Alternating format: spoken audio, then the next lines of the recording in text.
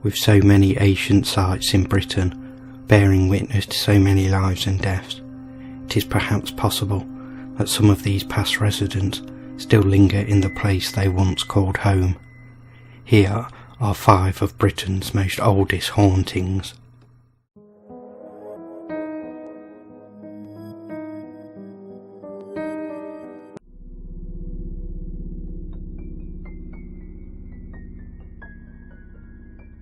The great misfortunes that befell the Lady of Brooklyn Glen are not known, but local folklore tells of a woeful tale of a headless phantom. Late one evening, a farmer and his young field hand were travelling home after visiting a bank in the neighbouring town. They followed their usual narrow path, the farmer riding on a pony and the young field hand walking behind. It was about midnight when they got to the part of Brooklyn Glen where a small bridge crosses the Brooklyn Burn. In the road ahead of them, a headless figure suddenly appeared, causing the pony to suddenly swerve and thrash about, almost throwing the farmer out of the saddle. "What's wrong with you, Maggie, my lass?" the farmer said to soothe his panicking pony. The young field hand was stood, pale-faced with terror, but said, "Master, can you not see that?" "Aye, laddie, 'tis true what you see," replied the farmer. "Your eyes see ye spirit of a woman wrongly done so long ago, in a darker time, by those unknown. Upon this path she doth roam, with terror, and none may tread where she doth appear." The farmer and the young field hand took another, much longer path for fear of the headless lady, but unknown to them was that hidden in a woodland on the other side of the bridge were 2 disreputable men lying in wait to ambush the farmer and to take his money. Had the sudden appearance of the Brooklyn ghost not turned their path, another tragedy might have been enacted that night in the Brooklyn Glen.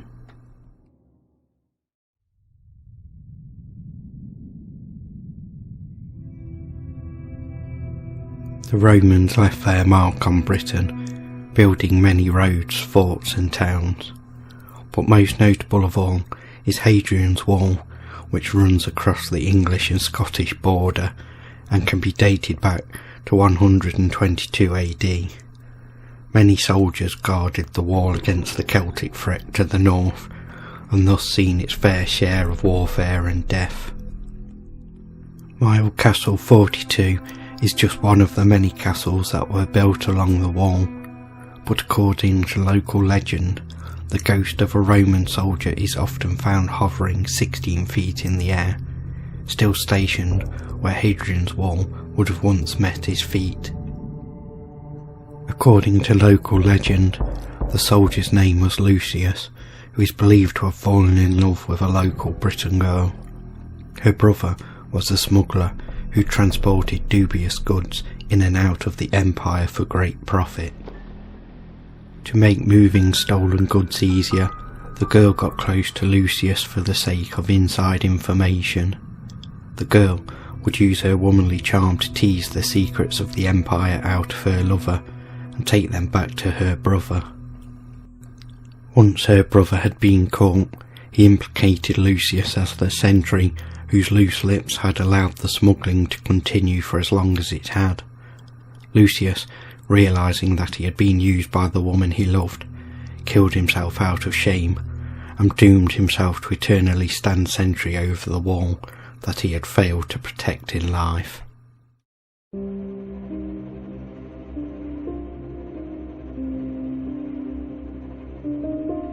Below is a well-preserved Neolithic henge in the Derbyshire Peak district, which was built sometime before 2000 BC. What the site was used for is uncertain, though it has been suggested that human sacrifice was practiced at the ancient site. Graves have been found, one skeleton in particular near the 3 largest stones with cut marks on the bones. The first thing that many visitors notice today is the feeling of energy which radiates from the site, and set on the hilltop which commands the valley adds to the aura of mystery. Beside the site lives a farmer and his family, who claim to regularly hear the sounds of a low droning as the sun meets the western horizon, and to see what they call the Druid walking towards the site.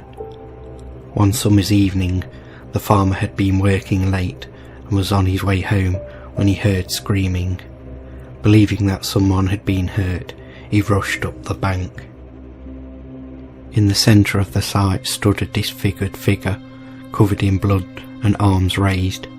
It then began to move towards the farmer in a swaying motion as if it were gliding over ice. The farmer ran home, where it took him hours to calm down. The site is also believed to be the hunting ground of a boggart, a mischievous spirit that frightens visitors by throwing stones and pushing people. Often, the boggart suddenly appears sitting on one of the stones, giving a sinister laugh. A shepherd in the late 19th century gave evidence at a trial that the local people never went near Arborough because it was crawling with boggarts.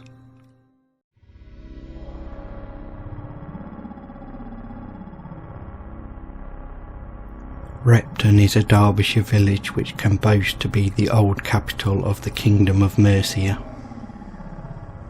In 873-74, the Great Heathen Army wintered at Repton, one of only a few places in England where a Viking winter camp has been located.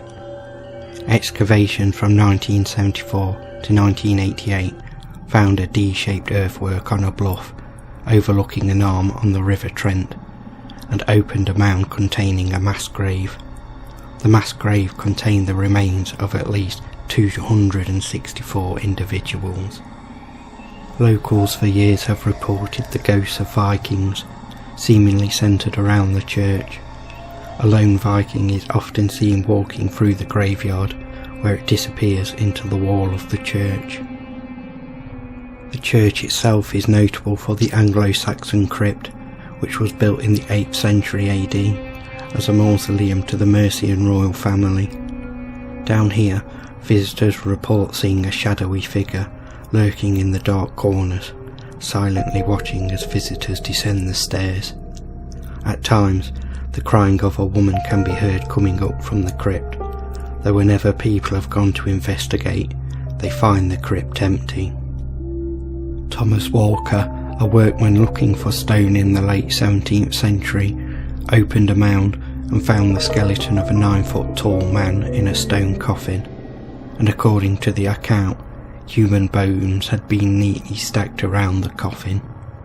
After the opening of this coffin, Thomas was haunted by the ghost of 3 Vikings, each with empty sockets for eyes and rotting flesh. They would pull at his feet as he tried to sleep, and stroked his face with their cold, clammy hands. Thomas went mad from sleep deprivation and ended his own life upon the spot where he discovered the 9-foot skeleton.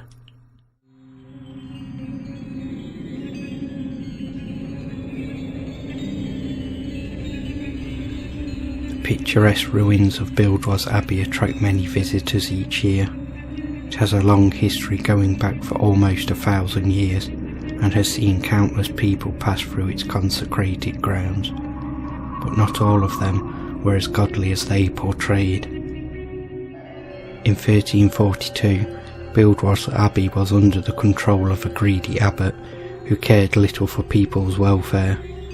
A great cattle fever swept across Britain, causing economic hardship for the abbey's tenants.